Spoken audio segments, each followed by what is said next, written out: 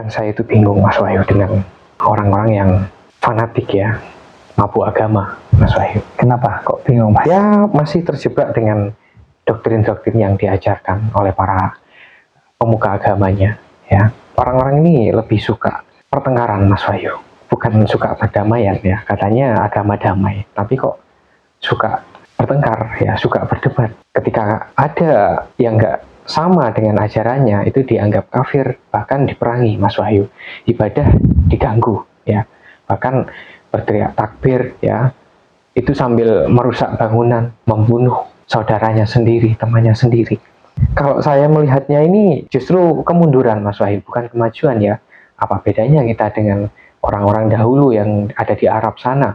Kelakuannya kan berperang antar saudaranya sendiri ya Mas Wahyu. Bahkan sampai terjadi sampai sekarang Mas. Ini masih terjadi Mas. Apa pandangan Mas Wahyu tentang hal yang terjadi oleh pemeluk agama di zaman modern ini Mas Wahyu? Ya, yang jelas kita ini harus semakin menumbuhkan, meningkatkan kesadaran di dalam diri kita. Bahwasanya apapun perbedaan di antara kita tidak jadi masalah ya. Orang beragama, orang nggak beragama, berbeda keyakinan, berbeda agama, silahkan saja, itu hak masing-masing kok. Termasuk juga di dalamnya mungkin ada yang fanatik, ya, ada yang garis keras, ada yang radikal, ya sampai jadi teroris. Ini tidak hanya di Islam saja, yang Kristen pun juga, wah jangan salah, ada juga yang garis keras Mas Yahya, ya, menganggap yang lain juga kafir sesat, cuman bedanya nggak terlalu nampak begitu ya, karena ini ya. Bisa dikatakan termasuk agama minoritas lah ya. Jadi beda dengan mayoritas begitu, terlalu vulgar kalau mayoritas ini. Bahkan ya itu tadi katanya Mas Yahya, teriak takbir tapi menyakiti, teriak takbir merusak, teriak takbir lempar batu, mengusir, merobohkan bangunan dan lain sebagainya. Nah ini kan hal-hal yang tentu nggak nyambung begitu ya.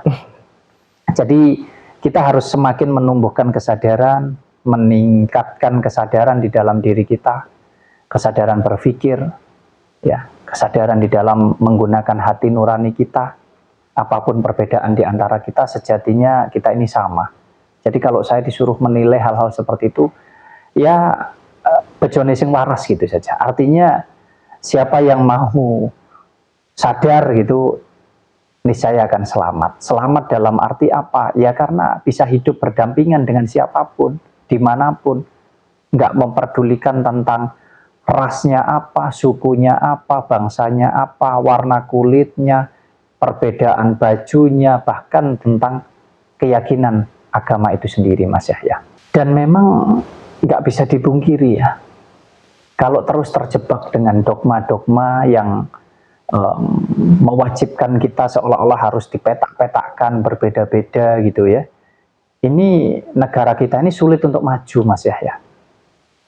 Karena bangsa lain, negara lain sudah sibuk tentang teknologi ya, tentang bagaimana memajukan SDM-nya ya.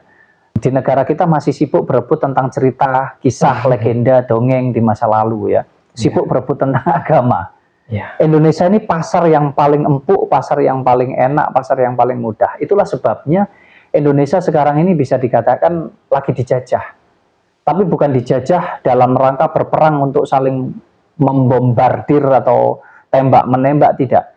Tapi dijajah melalui budaya-budaya, dijajah melalui teknologi, dijajah melalui ajaran-ajaran agama. Makanya banyak sekali yang berdatangan ke negara kita. Karena di sini adalah pasar yang paling menjanjikan.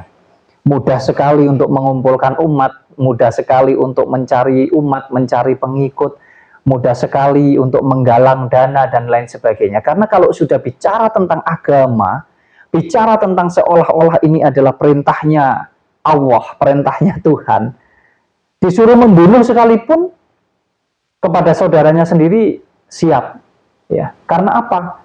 Ya karena ada yang diharapkan di kehidupan berikutnya, yang dipercayai, diyakini sesuai dengan apa yang diajarkan oleh agama, bahwasanya tidak usah khawatir gitu. Ini khususnya di Islam ya, tidak usah khawatir hidup susah di dunia, tidak usah khawatir hidup nggak enak di dunia.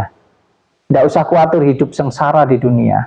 Nanti kamu akan punya segala-galanya. Kamu akan menikmati segala-galanya di surga. Ya. Jadi seolah-olah bahwa surga itu adalah tentang kenikmatan daging kulit kita. Ya, bahkan apapun yang kita tidak miliki di dunia ini nanti kita akan menikmati semuanya di surga. Ya, mau makanan, minuman, apapun tersedia, bahkan termasuk ini sering ya, ini bukan hal tabu lagi, ini sering disampaikan ya. Katanya nanti kalau di surga itu untuk para laki-laki ini sudah disiapkan bidadari. Kita disuruh menikmati bidadari sepuas kita. Karena tidak ada lagi orang tua, tidak ada di sana ya, semua menjadi seusia katanya, muda semua katanya ya. Ada yang bilang juga yang perempuan sekalipun juga disiapkan pangeran katanya. Jadi siap dilayani atau siap melayani, saya juga tidak paham. Jadi ini kan jujur saja saya malu juga sebetulnya ya sebagai orang Islam, kenapa kok bisa begini begitu ajarannya begitu ya. Seolah-olah di surga kita bisa menikmati seks begitu ya, menikmati daging kulit, seolah-olah masih punya hawa nafsu, punya hasrat. Ini kan sangat tidak logis cara berpikir kita seperti itu. Terlepas itu nanti benar atau tidak, kalaupun saya nggak kebagian, tidak masalah, saya tidak kepingin ya. Ya, jadi saya rasa ini kembali lagi tergantung kepercayaan dan keyakinan masing-masing. Nah, itulah yang saya katakan ini juga bagian daripada kemunduran. Kemunduran daripada akhlak moral kita. Jadi kita itu semakin banyaknya agama, semakin paham agama, orang-orang ini justru semakin mengkotak-kotakkan, justru semakin membeda-bedakan, justru semakin bisa dikatakan itu tadi. Kalau sudah membela agama, ini demi agama kita, ini demi Tuhan kita, bahkan dikritik aja mungkin tidak terima Mas Yahya. Padahal kan dikritik itu juga bagus, positif untuk membangun. Supaya apa? Apa yang tidak benar, apa yang tidak baik, ayo kita tinggalkan, ayo kita perbaiki gitu loh. Tapi kalau dikritik katanya yang kritik ini benci. Katanya kita kok cuman bisanya mengolok-olok. Enggak. Saya aja diolok-olok siap-siap aja, tidak jadi masalah begitu. Ruginya di mana? Susahnya di mana? Buat saya tidak apa-apa. Itulah perbedaan gitu loh. Jadi demi agama, demi Tuhan, moralnya bejat, akhlaknya bejat, perilakunya, tutur kata, tingkah lakunya bejat semuanya. Karena apa? Menghujat, mengolok-olok, bahkan sambil berteriak takbir, tapi menyakiti, merusak, memukul. Nah ini kan hal-hal yang bisa dikatakan, aduh, ayolah ini disudahi. Agama ya agama, tapi bicara tentang hidup bermasyarakat, berbangsa, bernegara, ayo kita rukun supaya maju. Lebih baik kita membahas bagaimana masa depan kita. Jadi mewariskan ke anak cucu kita ini tentang hal-hal supaya mereka ini hidup damai, rukun, berdampingan, bukan malah perang gitu loh, bukan malah bermusuhan gitu loh. Dengan fenomena yang sudah terjadi ya, yang nggak kunjung selesai, terus terjadi, terus ya perusakan rumah ibadah, mengganggu ibadah agama lain, ini sekarang satu persatu mulai sadar Mas Wahyu ya. Mungkin karena kebingungan dari sebelum-sebelumnya, kok agamaku gini ya, kok keras sekali agamaku. Sekarang sudah banyak yang sadar Mas Wahyu ya, dan ingin kembali kepada ajaran leluhur. Karena ajaran leluhur ini dianggap ajaran yang sangat damai sekali Mas Wahyu ya. Budi pekerti yang luhur ya, intinya semuanya baik ya. Nggak ngajak permusuhan ya. Ya, nggak ngajak permusuhan, sehingga memilih untuk mungkin bahasa kasarnya murtad Mas Wahyu ya. Banyak sekali orang-orang yang sudah fanatik sebelum-sebelumnya sekarang mulai sadar ya. Bahkan beberapa ada yang speak up ya, berani speak up. Lulusan-lulusan dari pondok ya, ini sudah berani ya speak up bahwa mereka ini nggak ada gunanya belajar agama Mas Wahyu. Nggak bisa menerapkan justru di kehidupan sehari-hari.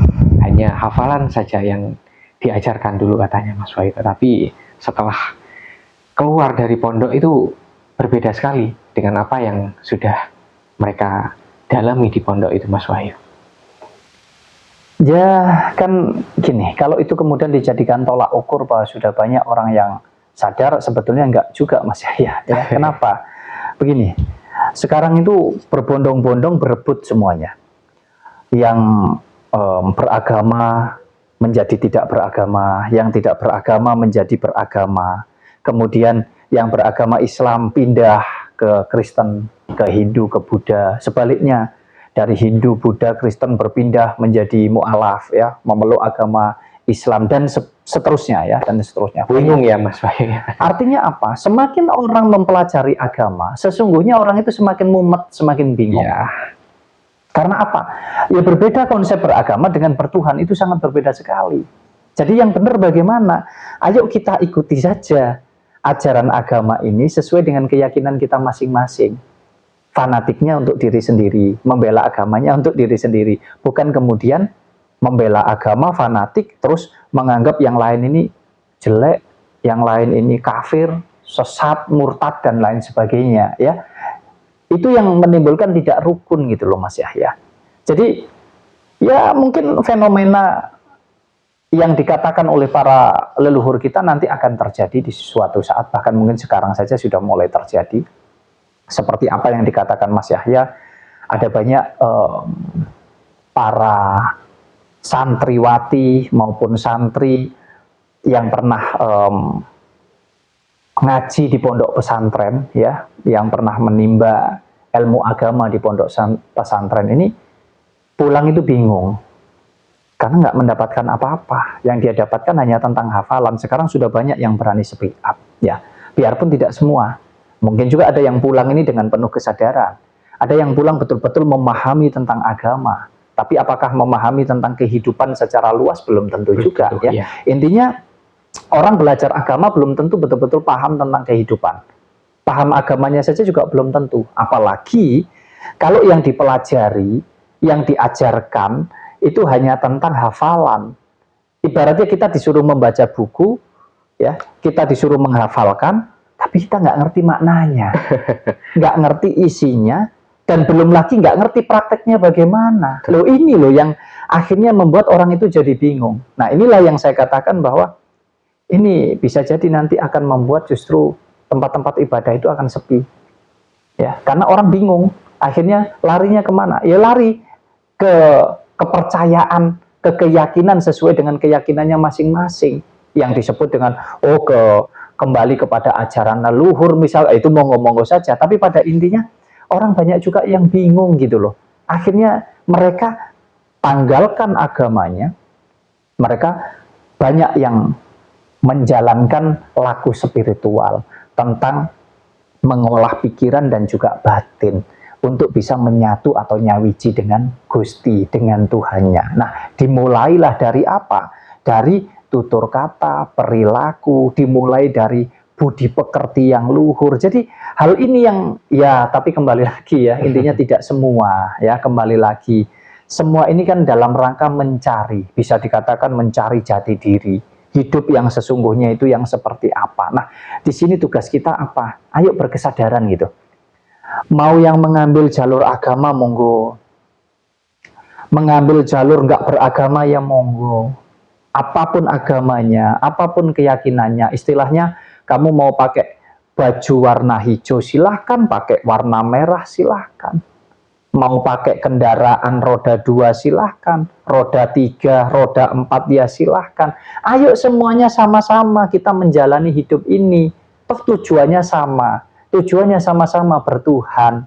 Nyampainya saja setiap orang beda-beda. Memangnya kita bisa memastikan, oh kalau kita naik ini pakai baju ini pasti kita akan sampai di tujuan? Belum tentu. Yang tahu ya pribadi kita. Nah inilah yang dimaksudkan bahwa kita ini hidup nggak sendiri. Kita ini hidup bersama-sama. Ya tetap saya menyampaikan ini nggak akan pernah ada bosennya. Tujuannya apa? Ayo sadar, ayo rukun, hidup damai. Mau campur orang Jepang, orang Belanda, orang Inggris, orang Cina, orang Madura, orang Jawa, apapun agamanya, ya, dengan orang Sunda, dengan suku Dayak, dengan Batak, semuanya di seluruh negeri kita tercinta ini. Ayo hidup rukun, berdampingan, damai satu dengan yang lain. Jangan kemudian merasa paling benar, paling pintar, paling suci. Tidak. Tapi Saya bisa belajar dari Mas Yahya, saya bisa belajar dari teman-teman yang lain, saya belajar dari teman-teman yang beragama Kristen, yang beragama Hindu, yang beragama Buddha, demikian pula sebaliknya. Apapun itu, ayo kita ambil sisi positifnya untuk kita satukan, kita padukan, menjalani hidup yang damai, menjalani hidup yang penuh dengan cinta, kasih, kedamaian, saling memberi, saling menerima, saling mengasihi, satu dengan yang lainnya. Saya rasa itu jauh lebih mulia, jauh lebih indah di atas kepentingan apapun, mau itu kepentingan beragama atau kepentingan-kepentingan yang lainnya. Ya mungkin nggak sih Mas itu terjadi ya, perkataan si mbah-mbah dulu yang mengatakan bahwa suatu saat agama itu akan ditinggalkan, masjid-masjid, tempat ibadah itu akan sepi Mas. Mungkin nggak sih Mas? Sangat mungkin. Sangat mungkin. Ya sekarang saja sudah banyak bermunculan kebingungan-kebingungan itu. Ya, sudah banyak orang yang mungkin tidak lagi memeluk agama. Sudah banyak sekarang ini orang-orang yang mulai mencari jati dirinya masing-masing. Karena ya itu tadi, kalau beragama hanya sebatas hafalan, apapunlah agamanya, ya sama saja dengan kamu membaca buku, kamu hafal semua isinya, tapi kamu nggak ngerti maknanya, kamu nggak ngerti intisari daripada buku yang kamu baca. Dan nerapkan kehidupannya tidak sama. Sama halnya kayak anak sekolah lah ya. Kamu belajar tentang ekonomi, tentang akuntansi. Tapi kalau kamu nggak pernah praktek, ngerti nggak kira-kira? Ya, tidak sama. Ya misalkan apapun lah ya. Kita bicara tentang keahlian, ya, kepahaman tentang sesuatu hal, mau itu tentang pendidikan sekolah, pendidikan agama dan lain sebagainya, akan menjadi kosong kalau kenyataannya menerapkan itu di dalam hidup kita ternyata hanya baik untuk diri kita sendiri, belum tentu baik untuk orang lain. Nah ini yang jadi nggak selaras Mas Yahya. Padahal tujuan kita menjalani hidup itu kan supaya rukun, damai. Karena ini banyak sekali ya orang-orang yang kalau sudah yaitu tadi hafal, ngerti, seolah-olah sudah paling benar dan paling pintar sendiri. Padahal belum tentu ya.